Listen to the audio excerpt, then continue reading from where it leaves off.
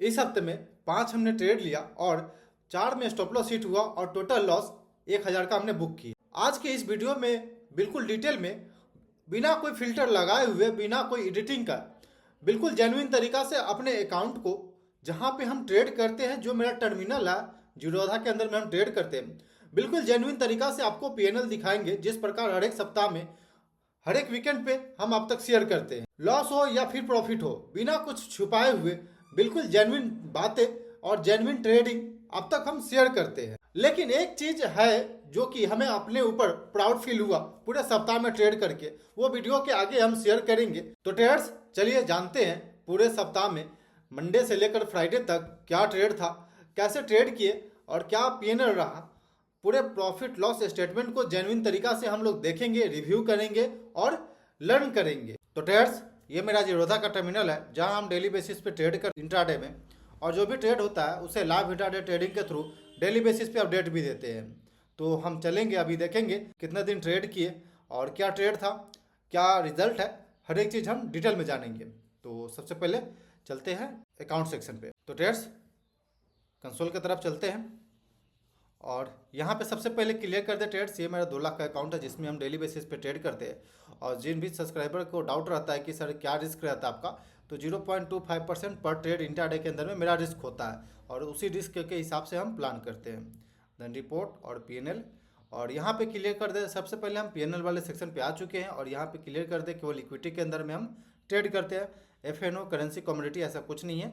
और अब हम डेट सिलेक्ट करते हैं, आज है 21 मार्च 2026। देन 14 मार्च से हम लोग देखते हैं।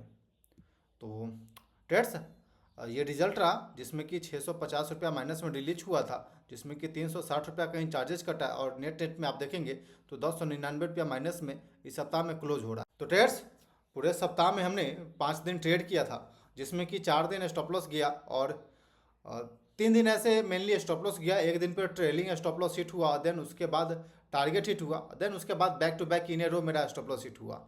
तो वीडियो के आगे हम जानेंगे, बिल्कुल डिटेल में जानेंगे कि कहाँ पे हम ट्रेड किए थे, क्या सेटअप था उस वक्त, क्या प्लानिंग मेरा चल रहा था उस वक्त, हर एक चीज़ हम डिटेल में जानेंगे। लेकिन आप देखेंगे तो ये कुछ ट्रेड था मेरा जिसमें कि यहाँ पे देखेंगे पहले तो ट्रेलिंग स्टॉप लॉस हिट हुआ तो बिल्कुल क्लोज, फ्लैट क्लोज ही हम लोग किए थे।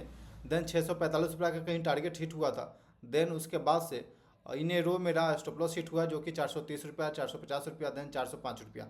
तो कुछ इस प्रकार से स्टॉप लॉस गया 3 दिन इन ए रो। लेकिन एक चीज़ हम मैनेज करने में यहाँ पे सक्सेस रहे, अपना जो डिसिप्लिन है only 1 trade in a day, तो इसे हम मैनेज कर लिए। तो ट्रेड्स, अब चलते हैं चार्ट पे, डिस्कस करते हैं कि क्या ट्रेड था पूरे सप्ताह में और बिल्कुल डिटेल में समझते हैं क्या सेटअप था, क्या चार्ट पैटर्न बनी थी और हम क्यों ट्रेड ले रहे थे उस वक्त। तो चलिए जानते हैं पहले। तो ट्रेड्स, पूरे सप्ताह में ये 4 ट्रेड था जिसमें कि हमने ग्रासिम 2 दिन ट्रेड किया था और टोटल मिलाएंगे तो 5 ट्रेड हो जाएगा। तो सबसे पहले ग्रासिम को देखते हैं।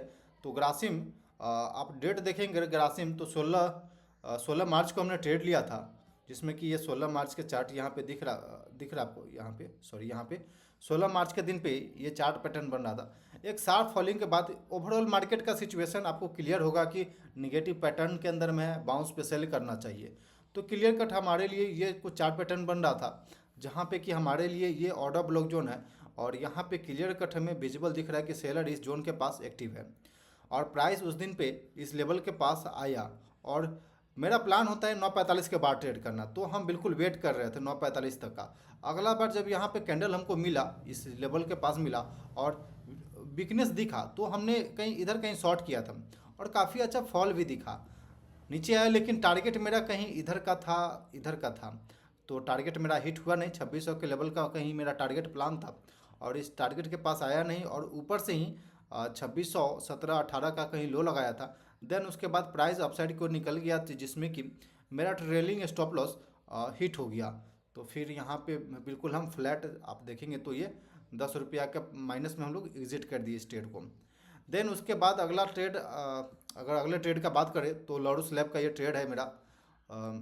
चार्ट पे चलिए दिखते हैं, आपको दिखाते हैं। तो लॉरस लैब के अंदर में देखेंगे तो यहाँ पे ट्रेड्स, तो ये लॉरस लैब का आपको चार्ट दिख रहा है, काफ़ी स्ट्रॉन्ग सेलिंग दिख रहा है डाउन साइड की ओर, आपको दिख रहा है सिंपल। तो एक स्ट्रॉन्ग सेलिंग के साथ लोअर लो बनाते हुए नीचे जा रही है। तो इस जोन में हमें ऑर्डर ब्लॉक दिखा, सिंपल यहाँ पे देखेंगे order block. Then price lower level से वापस अपसाइड की ओर आया और इस कैंडल पे हमने ट्रेड में उस दिन पे इंटर कर लिया। ट्रेड में इंटर करने के बाद थोड़ा सा अपसाइड की ओर आया और मेरा क्वांटिटी यहाँ पे और एंट्री करने का प्लान था, लेकिन टोटल क्वांटिटी मेरा एग्जीक्यूट नहीं हो पाया था उस दिन। मात्र 70% क्वांटिटी मेरा एग्जीक्यूट हुआ था। देन उसके बाद काफ़ी अच्छा फॉलिंग देखने को मिला और हम इस रेंज में अपना टारगेट एग्जिट किए। 1:2 के रेंज में रिस्क रिवार्ड पे मेरा टारगेट रहता है, तो हमने इस जोन में अपना टारगेट एग्जिट किया और लगभग 600 रुपये के कहीं आसपास मेरा प्रॉफिट बुक हुआ था, 645 का। देन उसके बाद अगला ट्रेड आता है एलटी का। लार्सन टुब्रो हमने बाइंग किया, शॉर्ट किया था ट्रेड्स। ओवरऑल मार्केट के सिचुएशन को देखते हुए पूरे सप्ताह में हमने शॉर्ट साइड का प्लानिंग किया था। तो सिंपल यहाँ पे हमारे लिए ऑर्डर ब्लॉक जोन है। यहाँ पे देखेंगे तो एक बार बायर ट्राई किया था, लेकिन सेलर वापस एक्टिव हो गया और प्राइस को नीचे लेकर गया। देन उसके बाद क्लियर यहाँ से मेरा थिंकिंग ये रहता है प्राइस को कि यहाँ से अगर प्राइस अपसाइड की ओर आती है तो बायर कहीं ना कहीं थक जाता है। बायर थकता है तो फिर हम उसी अपॉर्चुनिटी को अपने लिए यूज करते हैं। तो यहाँ पे मान लीजिए बायर थक गया तो प्राइस यहाँ पे एक बार के लिए देखेंगे ट्रेस 9:30 का ये कैंडल है, काफ़ी स्ट्रॉन्ग अपसाइड की ओर आती है, लेकिन मेरा थिंकिंग ये कह रहा था कि ये सस्टेन नहीं कर पाएगा और सेलर यहाँ पे एक्टिव होगा। तो 9:45 के बाद हम ट्रेड में इंटर करते हैं तो 9:45 तक ये कैंडल हमें क्लियर कट विजुअल दिखाया कि यहाँ पे सेलर एक्टिव हो चुका है, प्राइस ऑफ फॉल करेगा। और प्रीवियस कैंडल के लो के नीचे हम लोग 15 मिनट पे क्लोजिंग दे चुके थे। तो फिर हम इधर कहीं एंट्री का प्लान बनाए, लेकिन वापस ये नीचे आया, लेकिन ये सस्टेन नहीं कर पाया और ये बैक टू बैक अपसाइड की ओर गया और मेरा इधर कहीं स्टॉप लॉस हिट किया, जो कि कंट्रोल वे में था, जो कि 430 रुपये कहीं स्टॉप लॉस, 450 रुपये कहीं स्टॉप लॉस हिट हुआ। देन उसके अलावा फिर से अरविंदो फार्मा के अंदर में अगला दिन पे हमने ट्रेड मिला। सिंपल इसमें रिस्क सपोर्ट के पास हमने बाइंग किया था, ऑर्डर ब्लॉक इसमें हमने यूज नहीं किया था। इसमें क्लियर कट हमें सपोर्ट के पास ये चार्ट पैटर्न दिख रहा था, जिसमें कि अभी हम ट्रेंड लाइन बना करके दिखाएंगे। तो ट्रेड्स ये चार्ट पैटर्न अगर आपको दिखाएं तो 19 मार्च का ये चार्ट पैटर्न है, जिसपे कि यहाँ पे देखेंगे तो 19 मार्च ये है। तो ओवरऑल मार्केट का सेंटीमेंट उस दिन पे फ्लैट था जब हम ट्रेड में इंटर कर रहे थे, लेकिन उसके बाद में सेकेंड हाफ में सेलिंग आ गया था। तब तक ये कैंडल का फॉर्मेशन देखेंगे तो ये सपोर्ट के पास सपोर्ट डोजी जैसा कैंडल बन रहा था क्लियर कट। यहाँ तक 9:45 तक हमने वेट किया। देन डोजी जैसा कैंडल दिखा, सस्टेन कर रहा था, सपोर्ट को रिस्पेक्ट कर रहा था, तब मेरा एंट्री का प्लान हुआ। लेकिन हमने इस ब्रेकआउट फर्स्ट 15 मिनट का कैंडल का जब ब्रेकआउट हो रहा था तब मेरा एंट्री प्लान हुआ और 1300 के कहीं आसपास का मेरा टारगेट का प्लान था। लेकिन ये प्राइस थोड़ा सा अपसाइड की ओर आया, लेकिन वापस सस्टेन नहीं कर पाया, बायर एक्टिव नहीं हो पाया और यहाँ पे देखने को मिला सेलिंग देखने को मिला। हो सकता है इसमें एक गलती हमसे हुआ था कि यहाँ पे एक इम्पॉर्टेंट रेजिस्टेंस सपोर्ट जोन था पहले, जिसका कि ये रिस्पेक्ट कर रहा था इसके ऊपर, और यहाँ पे इसका ब्रेकडाउन हो चुका था। तो हो सकता है इसको गैप को फिल किया, देन उसके बाद सेलिंग हो गया।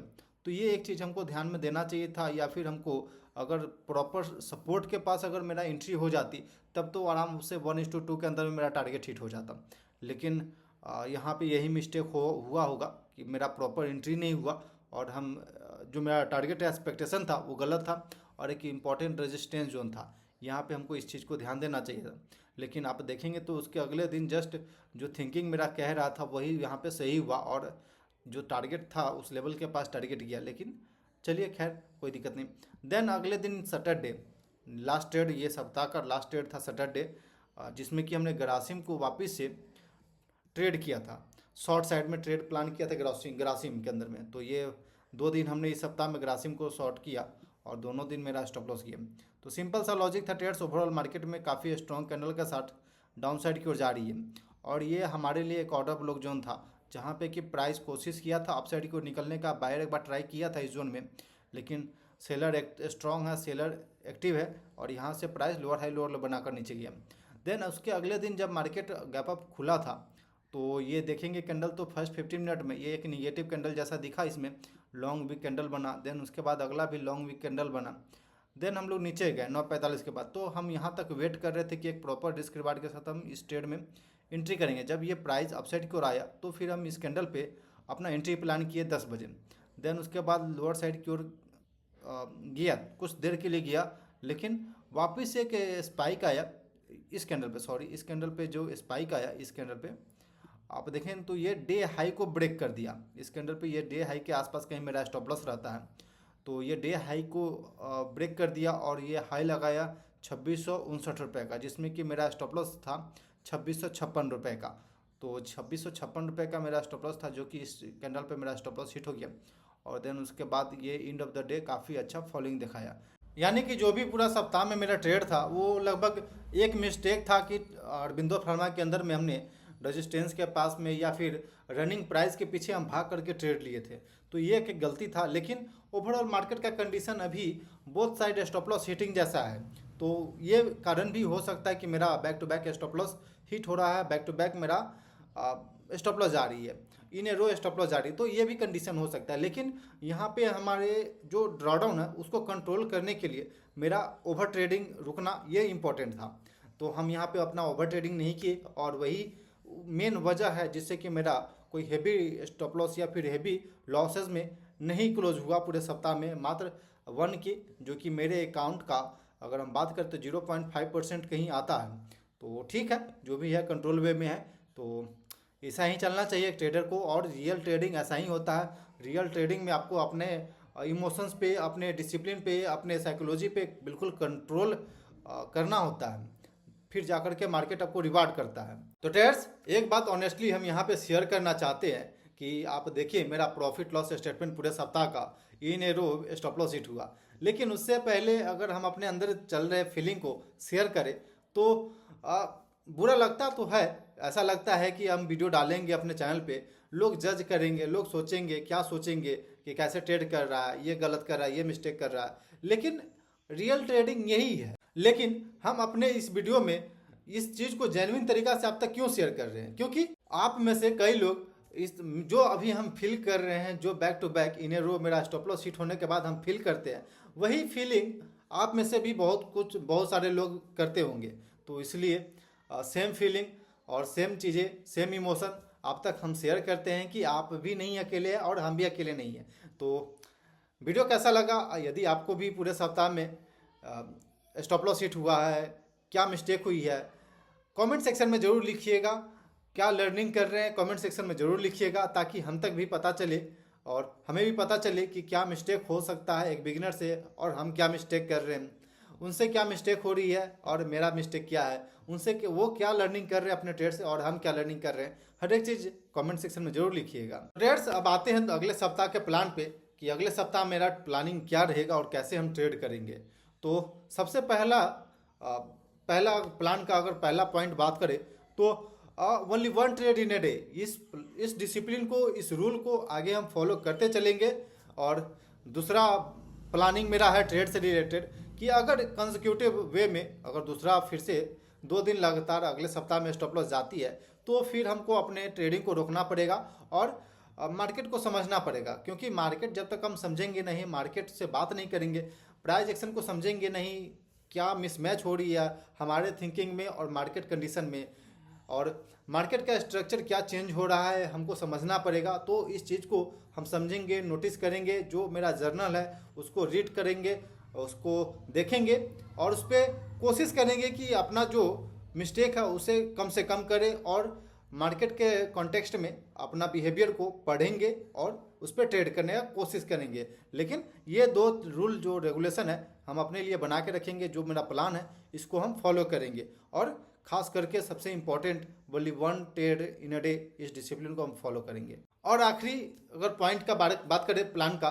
तो कोई टारगेट नहीं रहेगा, बस अपने प्रोसेस को फॉलो करना, अपने डिसिप्लिन को फॉलो करना, ये मेन टारगेट रहेगा। अपने डिसिप्लिन को फॉलो करना ये मेन टारगेट रहेगा मेरा। देन कोई प्रॉफिट का, लॉस का ऐसा कुछ टारगेट प्लान नहीं रहेगा फिलहाल। तो ट्रेड्स, ये रहा पूरे हफ्ता का ऑनेस्टली और जेन्युइनली अपना जो भी ट्रेड था। पूरे सप्ताह में 5 दिन हमने ट्रेड किया, जिसमें 4 दिन स्टॉप लॉस किया, 1 दिन टारगेट हिट हुआ। हर एक चीज़ डिटेल में हम शेयर की। आप तक कैसा लगा वीडियो कमेंट सेक्शन में जरूर बताइएगा। अच्छा लगे, लर्निंग वाला लगे तो वीडियो को लाइक करिए, अपने दोस्तों तक शेयर करिए, और आप कैसे ट्रेड कर रहे हैं कमेंट सेक्शन में जरूर लिखिएगा। ट्रेडर्स, मिलते हैं फिर अगले सप्ताह में पीएनएल वाले वीडियो में। तब तक के लिए धन्यवाद। Okay traders, thanks for watching this video. Please like and subscribe my YouTube channel for more updates.